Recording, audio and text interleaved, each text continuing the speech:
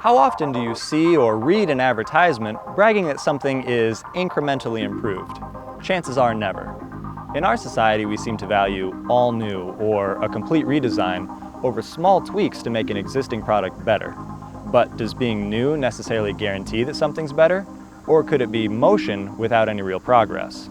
To find out if newer equals better, we're comparing two updated tires, the Kumho Ecsta 4X2 and the Sumitomo HTR ASP02 with the newly released Fuzion UHP Sport AS. The Firestone Firehawk Wide Oval AS is a well-received existing tire in the category, so we're including it as a benchmark to round out our test group. To start off, I'm driving on the Firestone Firehawk Wide Oval AS. With this tire, the ride's comfortable, with good isolation from small bumps and sharp impacts, and only a slight growl from the tread. Handling and steering response are acceptable, but our testers expected higher levels from an ultra-high performance tire. Now I'm driving on the Fuzion UHP Sport AS. In this tire, the tread pattern creates an intrusive growl that dominates other road and wind noise. The steering feel is very light, but not in an eager sort of way. It ends up feeling disconnected from the road. Now I'm driving on the Kumho Ecsta 4X2, and this tire has a very controlled ride. Compared to the Fuzion, it feels very buttoned down and deliberate. Road noise is quite subdued as well, with the only disturbance being stiff impacts over sharper bumps. Now I'm driving on the Sumitomo HTR ASP02, and this tire has a sporty steering feel that's appropriate for the ultra-high performance category. It's matched by handling that's only a small step below the Kumho. It does concede some comfort in exchange for its sporty nature though, with less impact isolation than expected and noticeable tread notes that are always present. Buying an ultra-high performance tire brings with it the implication that your selection can handle itself when the road gets twisty or if you're trying to make an abrupt maneuver. While all of the tires in our test group can tackle a curve on the morning commute, the dry track showed that the limit arrives sooner in some than in others. The Kumho Ecsta 4X2 stood out as the leader in the dry, with the best 50-0 braking and the lowest lap times. Braking distances in the ABS stop were closely grouped, with the gap between the shortest stopping Kumho and fourth place Sumitomo at a little under 5 feet. The lap times for the top three tires were also very close, with the Firestone trailing behind the others noticeably, both in the seat of the pants and on the stopwatch.